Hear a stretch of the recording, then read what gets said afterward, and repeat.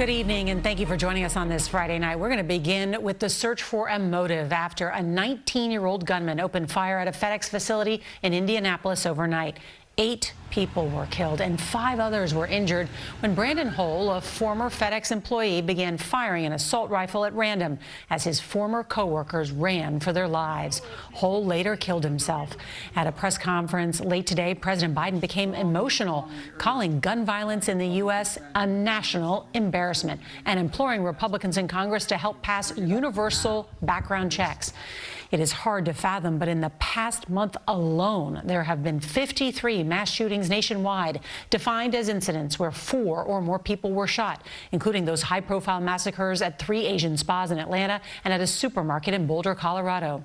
And yet again tonight, police now find themselves trying to piece together what could have driven another young man to destroy lives.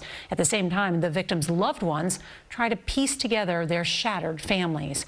CBS's Nikki Battiste is in Indianapolis tonight and is going to lead off our coverage from outside that FedEx facility. Good evening, Nikki.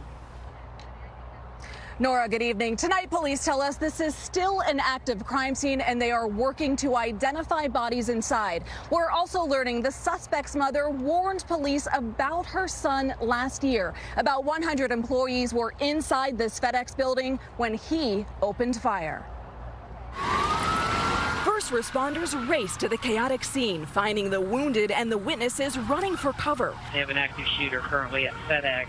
Police say a man armed with a rifle got out of his car, shooting people outside this FedEx facility. There was no confrontation with anyone that was there. There was no disturbance. There was no argument. He just appeared to randomly start shooting. The massacre lasting just minutes. The gunman killing 4 people in the parking lot. Then going inside the building, he killed 4 more before taking his own life. The suspect took his life very shortly before officers actually entered the facility. Did not last very long.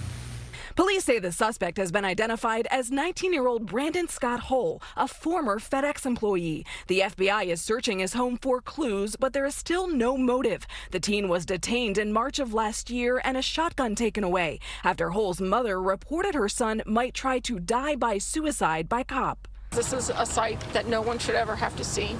Jeremiah Miller was outside FedEx when he saw the hooded gunman. He was yelling and he was screaming, and I saw an assault rifle of some sort. I saw the clip and he started firing. Bang, bang, bang, bang, bang, bang. FedEx doesn't allow cell phones inside during work, so some frantic family members have been unable to reach those here during the attack. A lot of these people are so, they're upset. They don't know if their loved ones are alive or hurt. Mary Carol Weissert hasn't heard from her husband since he left for work. Surreal and shock, but not knowing. He might be fine. We don't know. She and her husband Steve have been married nearly 50 years. We don't know whether we should be here to pick him up, to take him back. If he's in the hospital, we know nothing.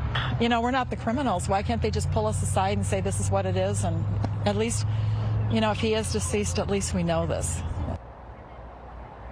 Tonight, we have learned some employees' cell phones are still in their cars here. Investigators are beginning the painful process of notifying family members. 5 victims with gunshot wounds were treated at local hospitals. Nora. Nikki Battiste, thank you.